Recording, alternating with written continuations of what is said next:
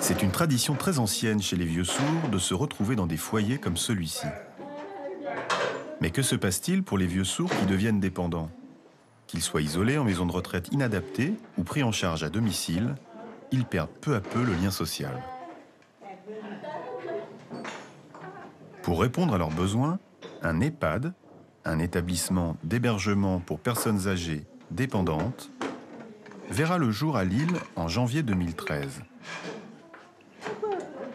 Cette structure adaptée proposera pour la première fois en France un accueil à des personnes âgées sourdes.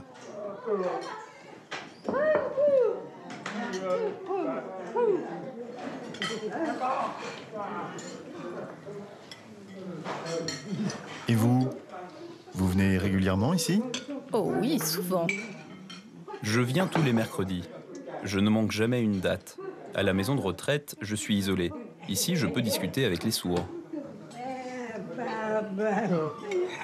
Au départ, tu as un papa et une maman qui sont amoureux et qui font un enfant.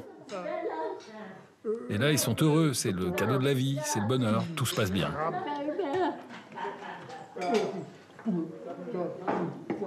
Pourquoi la fin de la vie devrait poser des problèmes? C'est pas normal. Je préfère une fin de vie heureuse, comme ça a commencé. À savoir, vivre ensemble, comme quand on était jeune, en internat. Une fin de vie où on papote, on échange, on boit du champagne, on prend du plaisir, pour un au revoir plus agréable.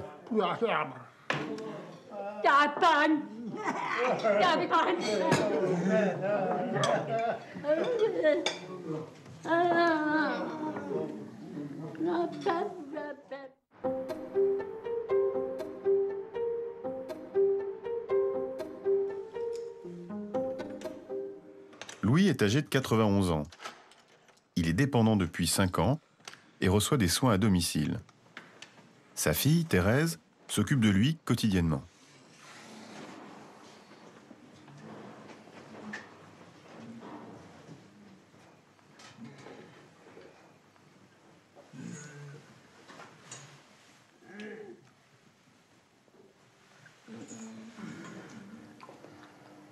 Depuis son accident, c'est moi qui fais tout.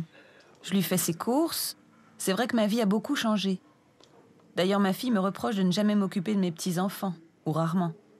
Quand elle me demande si je suis libre, je ne peux pas parce que je dois m'occuper de mon père, de ses rendez-vous à l'hôpital, de ses commissions.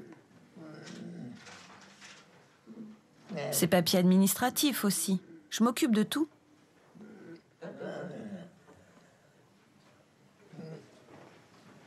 Bonjour. Bonjour. Bonjour. Ça va? Ça va?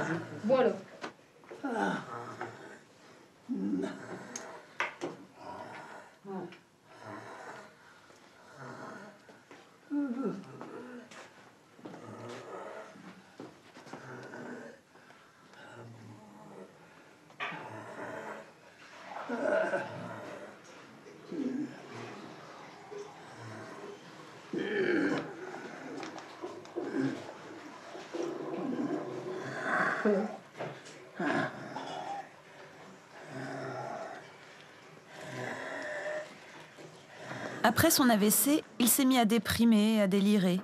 Il voyait des cercueils blancs, des gens à la messe pour sa crémation. Il voyait des lumières. Il délirait. Moi, j'avais un peu peur. Et puis, petit à petit, ça s'est amélioré. Et depuis bientôt 4 ans, il est redevenu comme avant. C'est comme un miracle.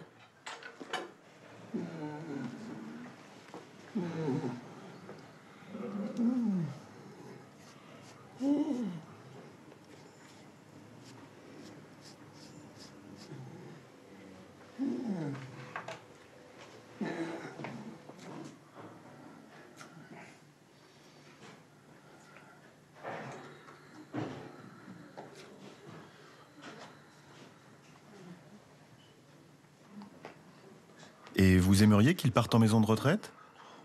Bah oui, pour qu'il s'ennuie moins. Quand je l'emmenais en consultation à l'hôpital, il voyait des gens autour de lui, des belles femmes, c'était vivant. Et quand il rentrait ici, il faisait la tête. J'ai bien vu la différence. Il préférait l'hôpital. Mais on ne peut pas y rester indéfiniment. La solution, ce serait la maison de retraite. C'est un peu comme un hôpital. Il verrait du monde, il y aurait des activités. Il pourrait sortir dans le jardin quand il fait beau. Ici, il ne peut pas. Quand il fait beau, il reste enfermé. Je lui ai dit tout ça, mais il ne veut pas. Il me dit sinon, je vais me pendre. Il me le répète sans cesse. Alors je cède. Bien sûr. Et vous? Vous ne voulez pas aller en maison de retraite? Vous voulez rester chez vous? Pourquoi? Ici, je suis bien. Je peux boire de l'alcool. En maison de retraite, c'est interdit. Moi, j'aime prendre l'apéro. J'adore ça. C'est ma drogue. Il faut quand même que je fasse attention. Ça pourrait me tuer. En attendant, il faut que je me soigne. Mais c'est long. Bien sûr. Mais ici, vous ne vous ennuyez pas trop? Vous êtes tout seul? C'est pas trop difficile? Faut être patient. Je suis bien là. Ça fait longtemps que je suis ici.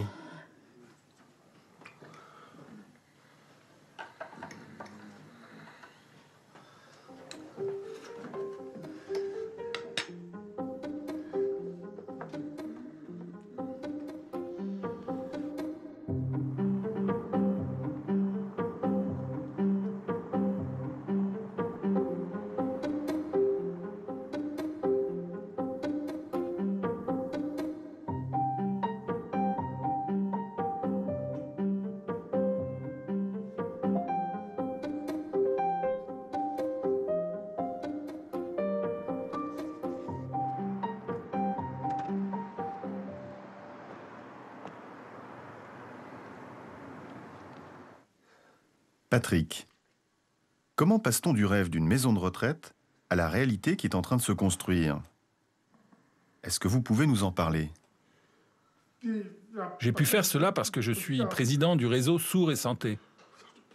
J'ai rencontré beaucoup de personnes âgées, sourdes, qui étaient seules, isolées dans les maisons de retraite.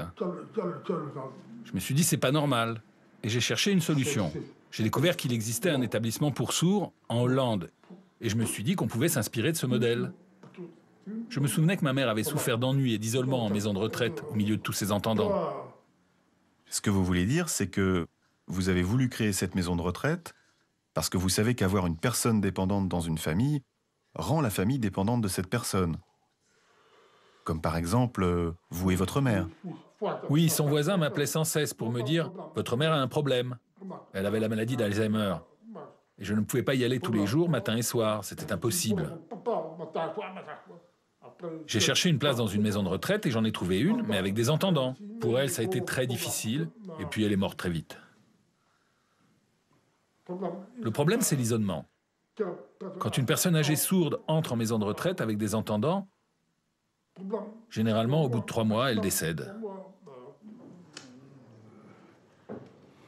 C'est joli, c'est spacieux, l'espace est ouvert. C'est une belle maison de retraite pour sourds. C'est ça qu'on veut.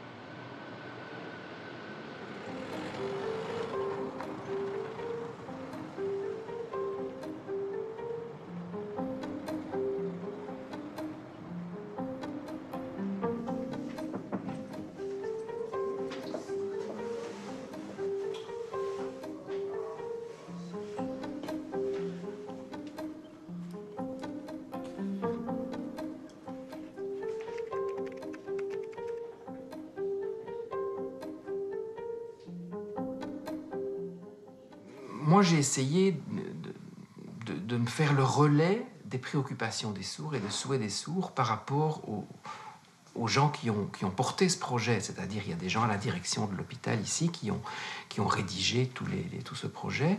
Et donc, nous, on a essayé de les sensibiliser, parce que c'est vrai qu'ils ne connaissent pas le monde des sourds. On a essayé de les sensibiliser à ça. Et notamment, une des choses qu'on a faites et qui a été, je pense, très porteuse et qui a fait comprendre pas mal de choses, c'est qu'on a organisé... C'est Patrick Dupont du Foyer des Sourds de Lille qui a organisé une visite au Gelderhorst à Ede aux Pays-Bas, qui est la grande maison de retraite pour les sourds aux Pays-Bas. Et donc, on est parti en bus avec plein de gens du Foyer des Sourds et des gens de la direction de l'hôpital.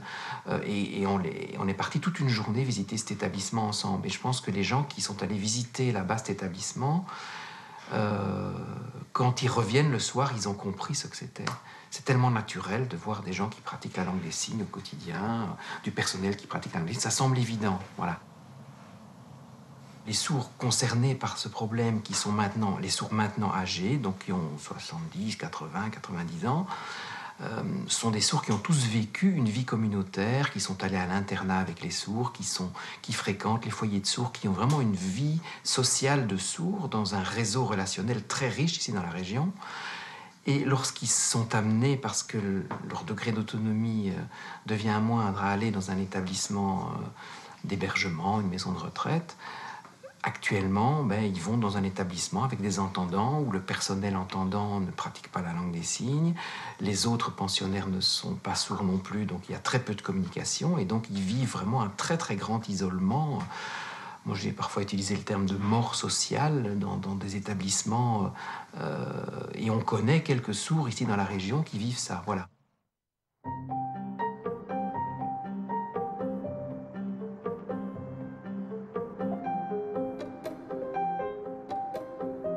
Maintenant, je vais rencontrer la directrice chargée de la filière gériatrique. C'est elle qui dirige les aides-soignantes et les infirmières. Elle supervise aussi la construction de l'EHPAD. On y va.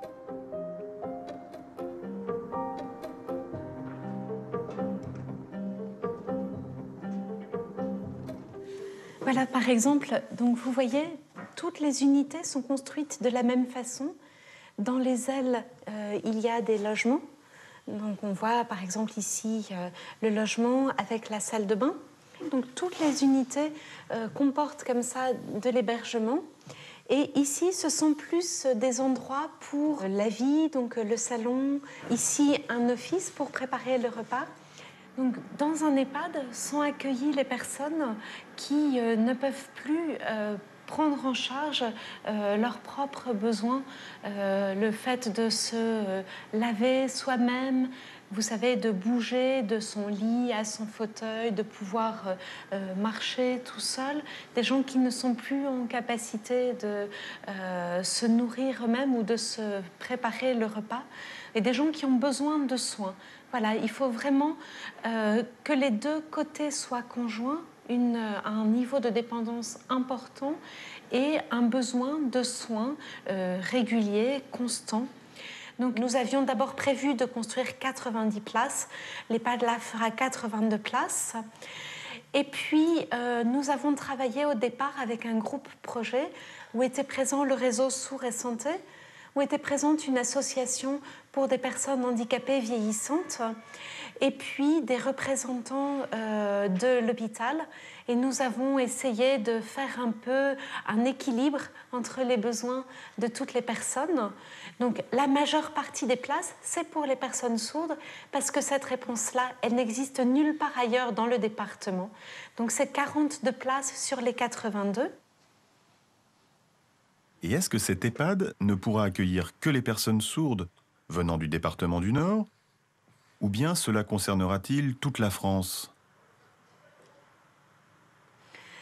Alors, dans la mesure où c'est un établissement qui est subventionné dans la construction par le Conseil général du Nord, le Conseil général nous demande d'accueillir en priorité les personnes sourdes du département du Nord.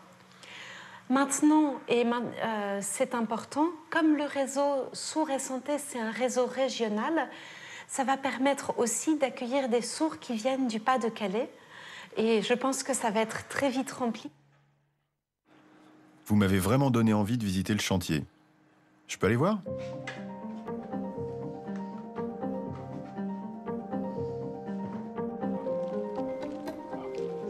Bonjour. Voilà les pas de Saint-François. Je vous emmène, il est en pleine construction. Oui.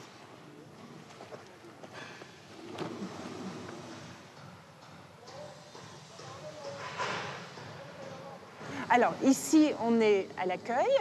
Hein, vous voyez que c'est fort vitré. Hein, on a essayé de mettre un maximum de lumière.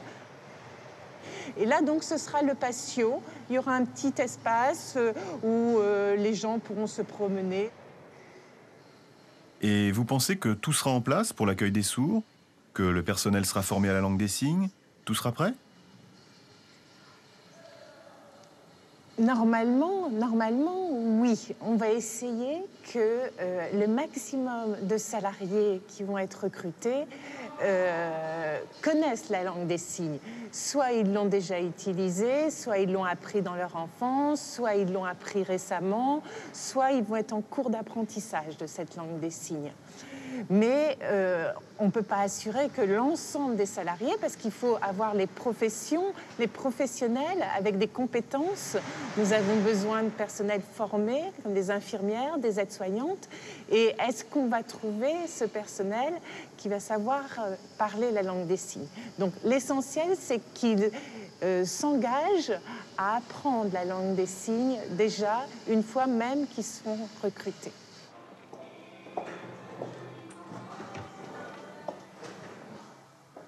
C'est beau! Voilà la chambre. Donc, c'est moderne, hein? Oui. Bon, il y a quand même le lit à cet endroit-là. Hein, et nous aurons la visiocommunication, parce que vous savez que la visiocommunication sera sur un écran.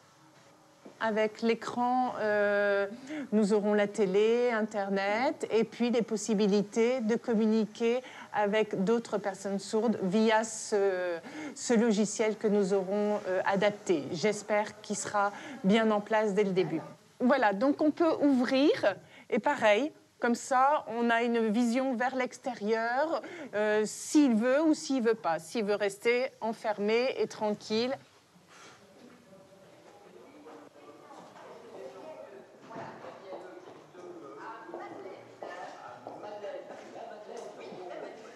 Donc ici, on est au premier étage, l'unité des personnes sourdes, les deux unités des personnes sourdes, et au deuxième étage, juste au-dessus, encore une unité de personnes sourdes. Et donc ici, ça va faire un petit peu comme une mezzanine et une salle polyvalente un petit peu. Et on pourra communiquer entre les deux unités. Les personnes sourdes vont pouvoir se parler et se voir. Ça va faire un grand hall un petit peu également de rencontres, d'échanges possibles.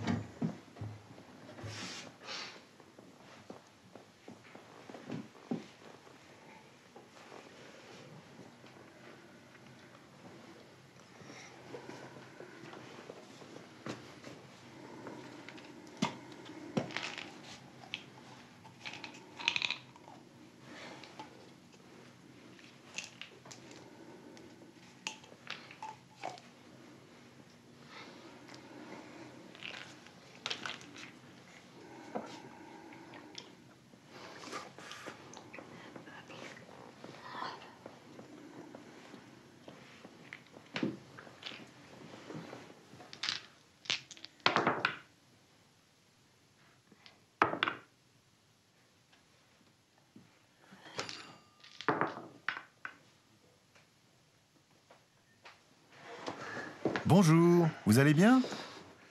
Ça va, oui, ça va. Vous arrivez au moment de la partie d'Iams. Il y a 10 ans, on m'a appris que j'avais la maladie de Parkinson, que j'allais trembler. J'ai été surprise. Et en 10 ans, j'ai constaté l'évolution, surtout depuis l'année dernière. J'ai commencé à trembler, à être plus faible, à ne pas avoir envie de travailler, à ne plus pouvoir utiliser ma voix. Je tombe souvent, régulièrement et sans raison. Je peux plus sortir seule, je ne peux plus conduire. Il me faut obligatoirement quelqu'un pour m'accompagner. Mon mari ou mes amis, ça dépend. Et comment vous vivez cette situation, vous et votre mari? Mon mari,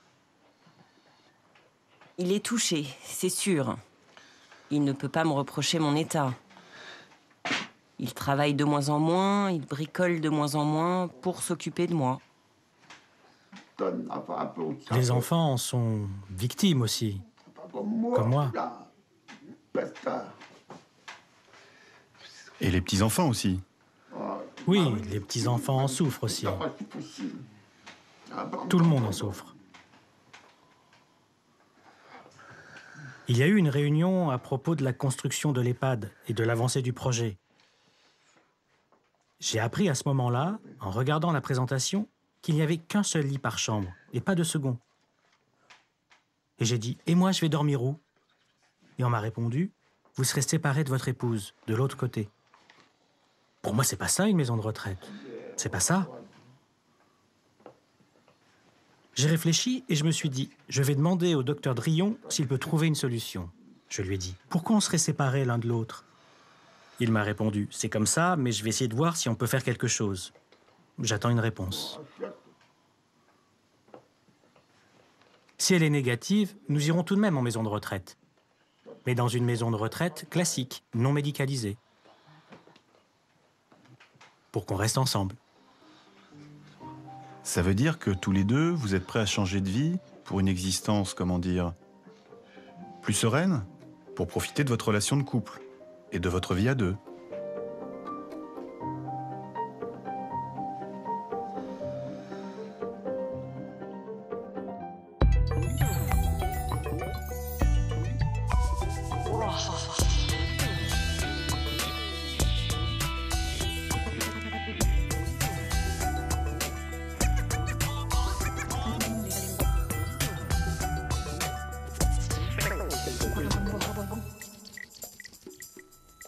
Retrouvez les